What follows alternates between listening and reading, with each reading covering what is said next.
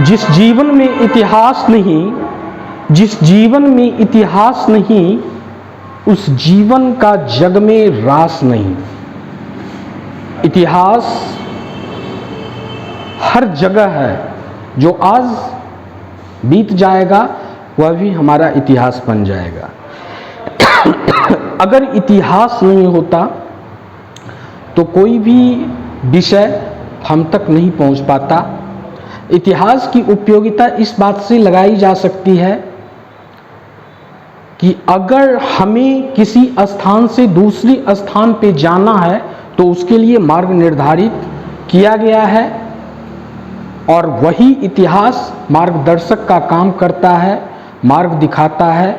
चाहे वह फिजिक्स हो, केमिस्ट्री हो, बायोलॉजी हो, मैथ हो, सबका अपना अपना इतिहास होता है। हमारे पिताजी का क्या इतिहास था, हमारे दादाजी क्या थे। प्रत्येक स्थान और प्रत्येक व्यक्ति का अपना अपना इतिहास होता है। लेकिन आज लोग इतिहास को है दृष्टि से देखते हैं, परंतु इतिहास सभी विषयों में सबसे महत्वपूर्ण है। अब हम इतिहास की परिभाषा जानेंगे तो इतिहास वह शास्त्र है, इतिहास वह शास्त्र है जो हमारे अतीत गाथा को मनुष्य के समक्ष दर्पण की भांति प्रत्यक्ष कर वर्तमान को संवारता है और भविष्य की रणनीतियां बनाने में सहायक होता है। इतिहास कहलाता है। हमारे भारत का इतिहास अति प्राचीन है। विश्व की 4 महान प्राचीन सभ्यताओं में भारत की सभ्यता भी एक है, जिसे हम सैंधव सभ्यता के नाम से जानते हैं। अब हम चलते हैं भारत के नाम। तो भारत के 4 नाम थे। सबसे फर्स्ट जो है वो जम्मू द्वीप, सबसे फर्स्ट जम्मू द्वीप, जिसे जामुनों का वृक्ष, इसका अर्थ होता है जामुनों का वृक्ष।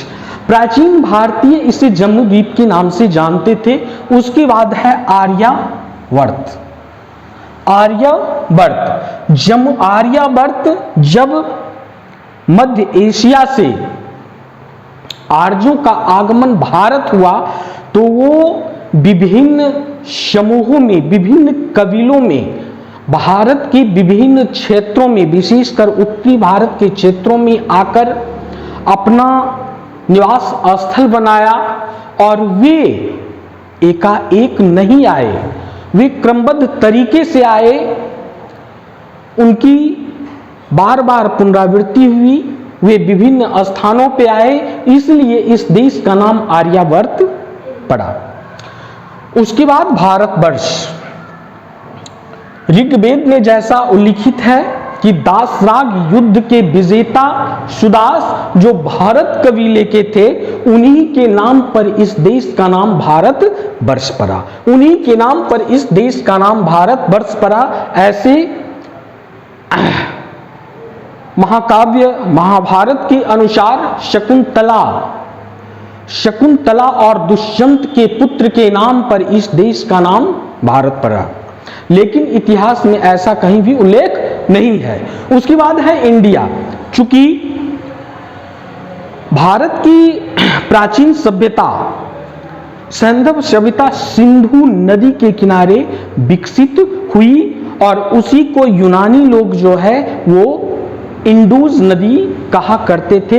यूनानी भाषा में इंडूज नदी कहा करते थे और यहां रहने वाले लोगों को उन्होंने हिंदू शब्द का प्रयोग किया।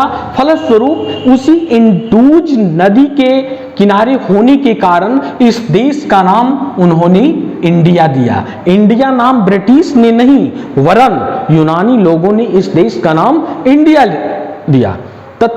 तत्पश्चात मध्यकालीन भारत में, मध्यकाल में जब मुस्लिम आक्रांता भारत पर आक्रमण किए तो वही इंडूज नदी के कारण यहां रहने वाले लोगों को उन्होंने हिंदू कहा और इस क्षेत्र को उन्होंने हिंदुस्तान का नाम दिया। इस प्रकार भारत के 4 नाम से इस प्रकार भारत को 5 नाम से पुकारा जाता है। अब है भारतीय इतिहास का विभाजन। तो भारतीय इतिहास को कालक्रम के दृष्टिकोण से 3 भागों में विभक्त किया गया है। प्राचीन भारत आदिकाल से 1206 ईस्वी तक, प्राचीन भारत आदिकाल से 1206 ईस्वी तक। चूंकि 1206 ईस्वी में कुतुबुद्दीन ऐबक ने गुलाम वंश की स्थापना की थी, तो वहीं तक प्राचीन भारत की समाप्ति होती है। उसके बाद मध्यकालीन भारत में हम लोग प्रवेश करते हैं। गुलाम वंश की स्थापना से लेकर 1707 ईस्वी तक, 1707 में औरंगजेब की मृत्यु हुई थी, तो यहीं तक मध्यकालीन भारत कहा जाता है। उसके बाद आधुनिक भारत 1707 से 1964 या अब तक।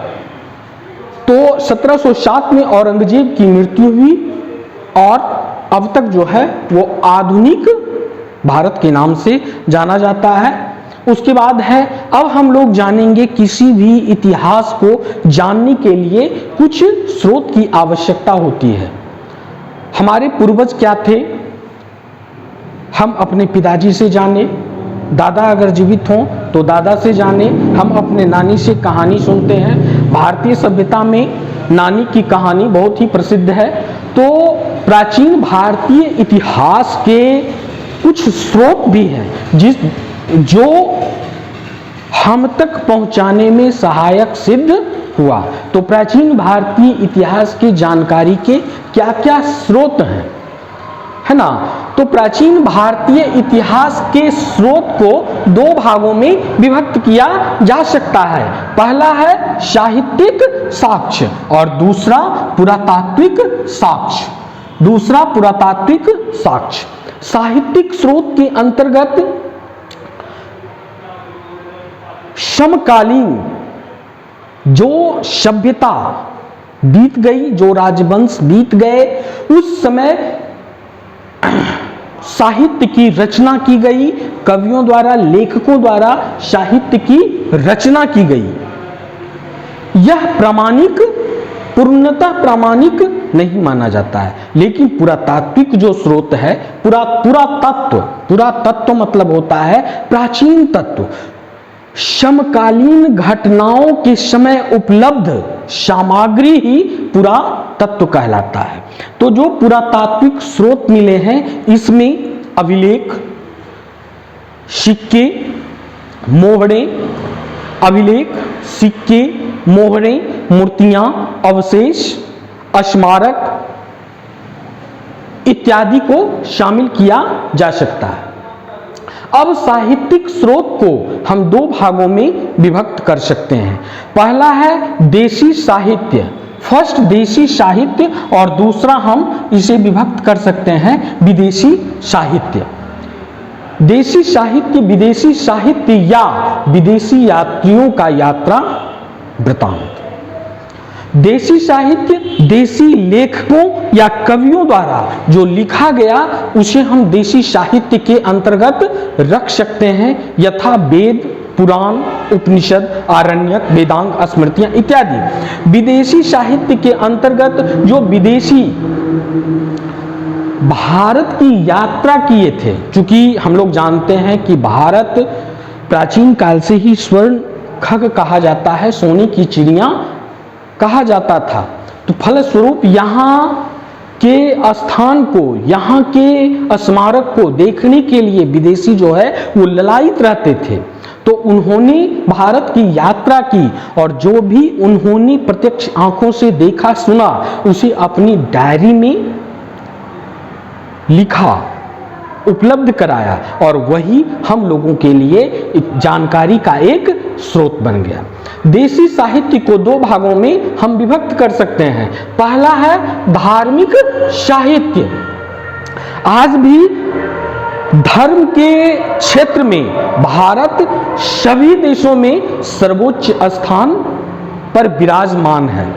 तो धर्म यहाँ प्राचीन काल से ही बहुत ही विकसित अवस्था में था। धर्म में अंधविश्वास भी शामिल है, हम लोग अंधविश्वास भी करते हैं। और दूसरा है धर्मेतर या धर्मनिरपेक्ष साहित्य। अब धार्मिक साहित्य को 3 भागों में विभक्त किया जा सकता है, ब्राह्मण साहित्य, बौद्ध साहित्य और जैन साहित्य। चूंकि सबसे प्राचीन धर्म, विश्व का सबसे प्राचीन धर्म जो था वो ब्राह्मण या सनातन धर्म था। बाद में भले ही इसमें कुछ कुरीतियां व्याप्त गई हो, लेकिन ब्राह्मण धर्म सबसे प्राचीन धर्म था, लोग इसे मानते थे।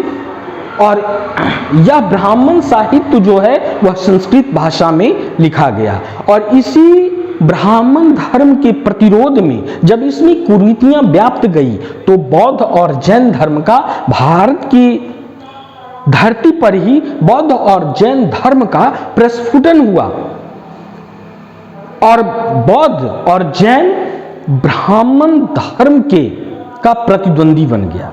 फलस्वरूप इसने भी साहित्य की रचना की। बौद्ध साहित्य जहां पाली भाषा में मिलता है, वहीं जैन साहित्य प्राकृत और संस्कृत भाषा में उपलब्ध होता है। ब्राह्मण साहित्य के अंतर्गत हम वेद, ब्राह्मण, आरण्यक, उपनिषद, महाकाव्य, स्मृतियां, पुराण और वेदांग को रखते हैं। जबकि बौद्ध साहित्य जो कि पाली भाषा में लिखा गया, बौद्ध साहित्य को हम 4 भागों में विभक्त कर सकते हैं। बौद्ध साहित्य को पिटक कहा जाता था, पिटक अर्थात टोकरी। बौद्ध साहित्य के 3 पिटक प्रमुख हैं। पहला सुत्त पिटक जिसमें बुद्ध के धार्मिक विचारों और प्रवचनों का संग्रह किया गया है। सुत्त पिटक इसकी रचना आनंद ने की थी। दूसरा विनय पिटक जिसकी रचना उपाली ने की थी। विनय पिटक में बौद्ध संघ के अनुशासनिक नियमों का उल्लेख किया गया है। जबकि अभिधम्म पिटक जिसकी रचना मोगाली पुत्र तिस ने तीसरी बौद्ध संगीति जो कि अशोक के शासनकाल में हुआ, उस समय अभिधम्म पिटक की रचना की, जो कि प्रश्नोत्तर क्रम में है। उसके बाद अन्य है। अन्य में दिव्यावदान, अशोकावदान, महावंश, दीपवंश इत्यादि को शामिल किया जा सकता है। जैन साहित्य इसमें 12 अंग, 12 उपांग, प्रकरण इत्यादि हैं, लेकिन इसकी प्रमुख जो है साहित्य वो परिशिष्ट पर्व, आचरांग सूत्र, कल्प सूत्र, भगवती सूत्र और भद्रबाहु चरित है। उसके बाद विदेशी साहित्य या विदेशी यात्रियों की यात्रा वृत्तांत के अंतर्गत हम इसे 4 भागों में बांट सकते हैं। पहला यूनानी और रोमन लेखक है ना, यूनानी और रोमन लेखक जिसमें टेसियस, हेरोडोटस, ओनेसिक्रेट्स, अरिस्टोबुलस, निरियाकस, मेगास्थनीज इत्यादि को शामिल किया जा सकता है। चीनी लेखक, चूंकि बौद्ध धर्म का प्रस्फुटन हुआ और बौद्ध धर्म यहाँ उत्कृष्ट अवस्था में था, तो चीनी यात्री यहाँ बौद्ध धर्म की शिक्षा लेने और बौद्ध स्थलों को देखने के लिए भारत की यात्रा पर आए थे। तो इस चीनी लेखक में फाहियान जो कि चंद्रगुप्त द्वितीय के समय में आया था, ह्विंगसोंग, इत्सिंग, मात्वालिन, चाओजुकुआ इत्यादि का नाम महत्वपूर्ण है। उसके बाद अरबी लेखक, भारत पर सिंध पर अरबों का आक्रमण जब हुआ 712 ईस्वी में मोहम्मद बिन कासिम ने सिंध पर जब आक्रमण किया था, तो उसके पश्चात मुस्लिम आक्रांताओं का भारत पर आक्रमण होने लगा और उस समय भी बहुत से यात्री भारत आए और उन्होंने जो कुछ भारत में देखा सुना उसे अपनी डायरी में मेंटेनेंस किया। इसमें Alberuni, Sulaiman, Marco Polo, Ibn Battuta इत्यादि का नाम महत्वपूर्ण है। उसके बाद अन्य। अब हम पुरातात्विक स्रोतों को भी हम 6 भाग में विभक्त कर सकते हैं। इसमें फर्स्ट है अभिलेख, फर्स्ट है अभिलेख, सेकेंड है मुद्राएं या सिक्का, मुद्राएं या सिक्का। थर्ड में हम लोग रख सकते हैं मुद्रा या सिक्का। थर्ड में स्मारक, स्मारक। फोर्थ में अवशेष। 5 में मोहरे, 5 में मोहरे।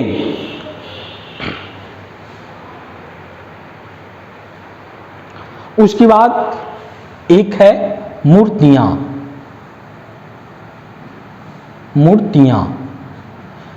पुरातात्विक स्रोतों को हम 6 भाग में बांट सकते हैं। अभिलेख, सेकंड मुद्राएं या सिक्का, थर्ड स्मारक, फोर्थ अवशेष, 5 मोहरे, 6 मूर्तियां।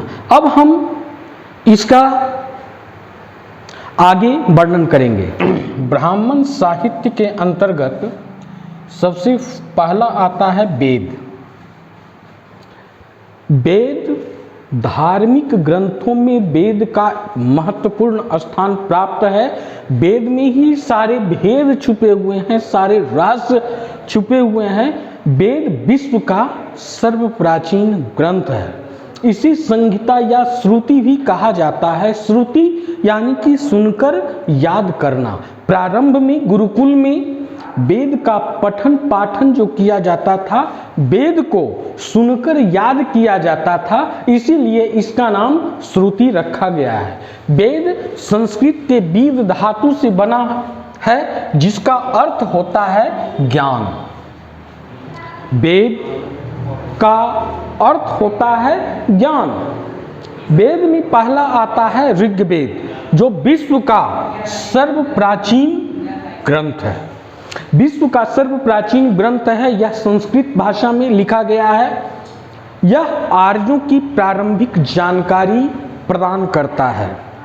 इसमें 10 मंडल, 1028 सूक्त, 10,600 मंत्र उपलब्ध हैं। दूसरा से 7वां मंडल, ऋग्वेद में 10 मंडल जो हैं, उसमें दूसरा से 7वां मंडल सर्व प्राचीन है। इसे वंश मंडल के नाम से जाना जाता है। अर्थात एक ही वंश के लोग इसकी रचना किए थे। गायत्री मंत्र आप लोग को ज्ञात होगा। गायत्री मंत्र यह ऋग्वेद से लिया गया है। सोम का उल्लेख ऋग्वेद के 9वें मंडल में आता है, जो कि वनस्पति के देवता थे सोम। इसका उल्लेख 9वें मंडल में आता है। जबकि चतुर्वर्ण ब्राह्मण, क्षत्रिय, वैश्य और शूद्र का उल्लेख 10वां मंडल के पुरुष सूक्त में आता है। 10वां मंडल के पुरुष सूक्त में चतुर्वर्ण का उल्लेख है। इसकी साम्यता ईरानी साहित्य जिंद अवेस्ता से की गई है। जिंद अवेस्ता ईरानी साहित्य है। ऋग्वेद की तुलना जिंद अवेस्ता से की गई है। इसके पुरुष रचयिता में मंडल और उसके रचयिता, सेकेंड मंडल की रचना गृत्सैत ने की थी। सेकेंड मंडल गृत्सैत, थर्ड मंडल विश्वामित्र जो कि नामी है। उसके बाद चौथे मंडल की रचना वामदेव, 5वीं मंडल की रचना अत्रि, 6ठे मंडल की रचना भारद्वाज मुनि ने की थी। जबकि 7वें वशिष्ठ और 8वें कण्व और आंगिरस ने इसकी रचना की थी। पहला और 10वां मंडल सबसे आखिरी मंडल है। उसके बाद स्त्री रचयिता, स्त्री भी उस समय विदुषी हुआ करती थी। स्त्री रचयिता में घोषा, सची, पैलोमी, काक्षावृत्ति, लोपामुद्रा का नाम महत्वपूर्ण है। ऋग्वेद में ही दासराग युद्ध की चर्चा की गई है। दासराग युद्ध परुष्णी नदी, वर्तमान में रावी नदी के किनारे भरत कबीले के प्रमुख सुदास और 10 जनों के संग, जिसके प्रधान पुरु थे, उनके बीच यह युद्ध दासराग युद्ध लड़ा गया था, जिसकी पुरोहित भरत कबीला का पुरोहित जो थे वो वशिष्ठ थे। भारत कबीला के पुरोहित वशिष्ठ और 10 जनों के संघ के पुरोहित विश्वामित्र थे। कालांतर कुरु और भारत कबीला मिलकर कुरु वंश की स्थापना की और कुरु वंश के ही तहत महाभारत का युद्ध 18 दिनों तक चला था। उसके बाद है सामवेद। साम का अर्थ होता है गान। साम का अर्थ होता है गान। भारतीय संगीत का जनक सामवेद को माना जाता है। इसमें 1549 ऋचाएं हैं, जिसमें 75 के अतिरिक्त सभी ऋग्वेद से लिया गया है। उसके बाद है यजुर्वेद। यजुष शब्द संस्कृत के यजुष शब्द से बना है। यजुष का अर्थ होता है यज्ञ। यजुष का अर्थ होता है यज्ञ। यजुर्वेद में यज्ञ के विधि विधान का उल्लेख किया गया है। यज्ञ में किस प्रकार विधि विधान होता है उसका उल्लेख यजुर्वेद में किया गया है। यजुर्वेद गद्य और पद्य दोनों में लिखे गए हैं। यजुर्वेद को 2 भागों में विभक्त किया गया है। पहला कृष्ण यजुर्वेद और दूसरा शुक्ल यजुर्वेद। कृष्ण यजुर्वेद में छंदोबद्ध मंत्र और गद्यात्मक वाक्य भी है, जबकि शुक्ल यजुर्वेद में केवल मंत्र है, केवल मंत्र है। उसके बाद है अगला है अथर्ववेद। अथर्ववेद की रचना अथर्वा ऋषि ने गंडक नदी के किनारे में अथर्ववेद की रचना की थी। इसमें 20 मंडल, 735 सूक्त और 5840 मंत्र है। अथर्ववेद में औषधि प्रयोग, राजकर्म, राजा का क्या कर्तव्य होना चाहिए, प्रेम विवाह और जादू टोना का उल्लेख अथर्ववेद में किया गया है। अब है ब्राह्मण ग्रंथ। ब्राह्मण ग्रंथ जो कि पद्य में लिखा गया है, कविता में लिखा गया है। इसमें यज्ञ और कर्म कांड के विधानों का चर्चा है। यज्ञ और कर्म कांडों के विधानों का चर्चा है। ब्राह्मण ग्रंथ को वेदों की टीका भी कहा जाता है। ब्राह्मण और वेद, ऐत्रेय और कौशिकी ब्राह्मण ऋग्वेद से संबंधित है, जबकि शतपथ ब्राह्मण शुक्ल यजुर्वेद से संबंधित है। तैत्रीय कृष्ण यजुर्वेद से, पंचवीस, खडवीस, जैमिनीय, छांदोग्य ये सामवेद से संबंधित है, जबकि गोपथ ब्राह्मण अथर्ववेद से संबंधित है। उसके बाद है आरण्यक। आरण्यक अरण्य शब्द से बना है। अरण्य मतलब होता है वन, जंगल, जो वन या जंगलों में पठनीय हो, पढ़ने योग्य हो। आरण्यक में दार्शनिक और रहस्यात्मक विषय की चर्चा की गई है। इसमें ज्ञान और चिंतन से संबंधित विषय वस्तु का भी उल्लेख किया गया है। उसके बाद है उपनिषद। उपनिषद अर्थात ब्रह्म के समीप बैठना। ब्रह्म के समीप बैठना, इसका शाब्दिक अर्थ होता है। उपनिषद को वेदांत भी कहा गया है। इसमें आध्यात्मिक और दार्शनिक विचारों पर चर्चा की गई है। कुल उपनिषदों की संख्या 108 है। इसमें सबसे महत्वपूर्ण है सत्यमेव जयते, जो कि भारत का राष्ट्रीय वाक्य है। उसे मुंडकोपनिषद, सत्यमेव जयते को मुंडकोपनिषद से लिया गया है, गृहीत किया गया है। उसके बाद है वेदांग। वेदांग वेदों के अर्थ को सरलता, स्पष्टता और सूक्ष्मता से समझने के लिए वेदांग की रचना की गई है। वेदांग की संख्या 6 है। सबसे फर्स्ट है शिक्षा। वैदिक स्वरों के स्पष्ट उच्चारण हेतु, वैदिक स्वरों के स्पष्ट उच्चारण हेतु शिक्षा की व्यवस्था की गई है। दूसरा कल्प। कल्प में विधि, जीवन से संबंधित विधि और नियमों का प्रतिपादन जो है वो कल्प में किया गया है। जबकि तीसरा व्याकरण है। यह भाषा की शुद्धता पर विशेष बल देता है। प्रत्येक भाषा में शुद्धता के लिए, उसकी शुद्धता के लिए व्याकरण की रचना की गई है। उसके बाद है छंद। छंद शब्द और वाक्यों का आभूषण है। इसके लिए शब्दों और वाक्यों को संवारने, सजाने और संवारने के लिए छंद की व्यवस्था की गई है। उसके बाद है निरुक्त। निरुक्त कठिन शब्दों की विवेचना के लिए निरुक्त की व्यवस्था की गई है। निरुक्त की रचना यास्क महोदय ने की थी। उसके बाद है ज्योतिष।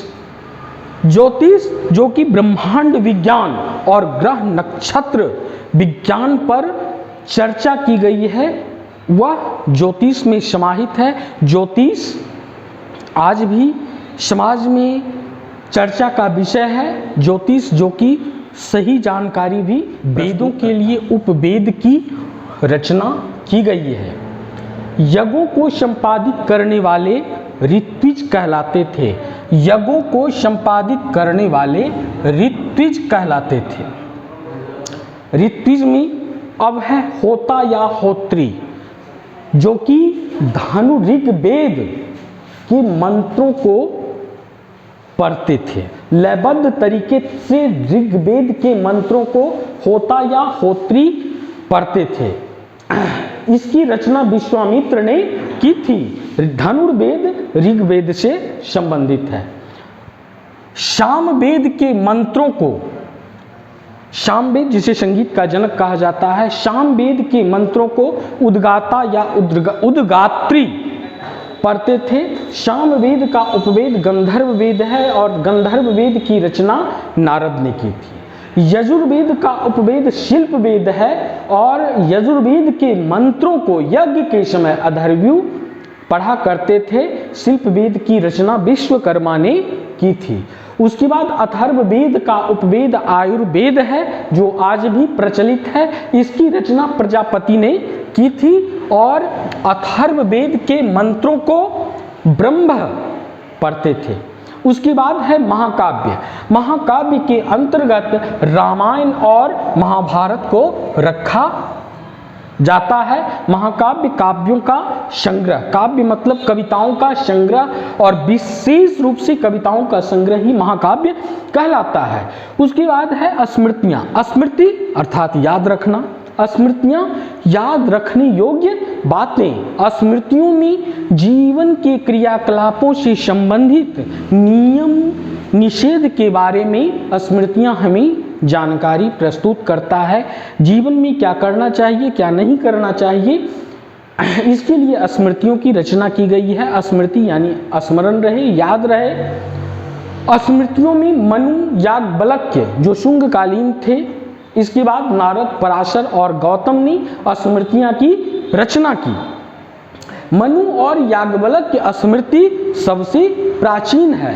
मनु स्मृति के भाष्यकार या टीकाकार मेघातिथि, कुल्लुक भट्ट, भारुचि और गोविंद राय थे, जबकि याज्ञवल्क्य स्मृति के भाष्यकार या टीकाकार विश्वरूप, विज्ञानेश्वर और अपरार्क महोदय थे। पुराण हमें प्राचीन काल में गुप्त और इससे पहले मौर्य, सातवाहन, शुंग इत्यादि वंश के सामाजिक, राजनीतिक, आर्थिक और धार्मिक स्थिति की जानकारी को प्रस्तुत करता है। कुल पुराणों की संख्या 18 है ना।